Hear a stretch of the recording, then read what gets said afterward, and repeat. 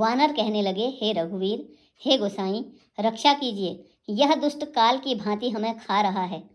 उसने देखा कि सब वानर भाग छूटे, तब रावण ने 10 धनुषों पर बाण संधान किए। उसने धनुष पर संधान करके बाणों के समूह छोड़े। वे बाण सर्प की तरह उड़कर जा लगते थे। पृथ्वी, आकाश और दिशा विदिशा सर्वत्र बाण भर रहे हैं। वानर भागें तो कहाँ। अत्यंत कोलाहल मच गया।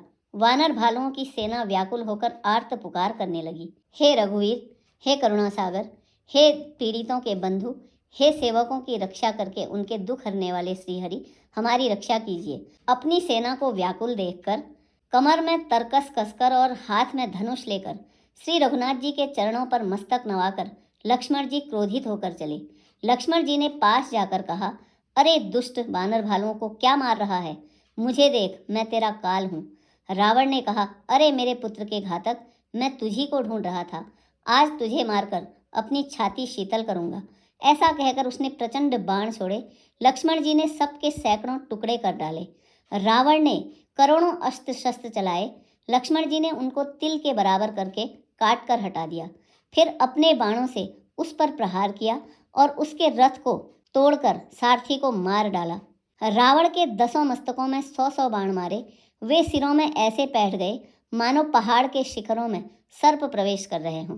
फिर 100 बाण छूटकर उसकी छाती में मारे। वह पृथ्वी पर गिर पड़ा। उसे कुछ भी होश न रहा।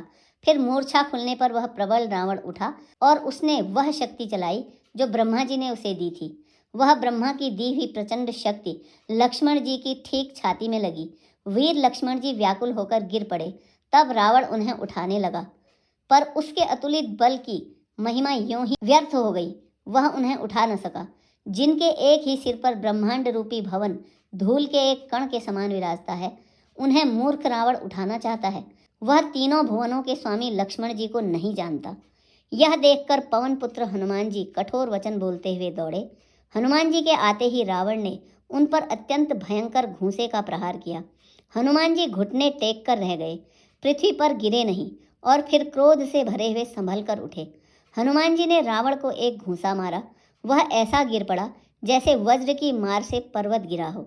मूर्छा भंग होने पर फिर वह जगा और हनुमान जी के बड़े भारी बल को सराहने लगा। हनुमान जी ने कहा, मेरे पौरुष को धिक्कार है, मुझे भी धिक्कार है, जो हे देवद्रोही, तू अब भी जीता ही रह गया।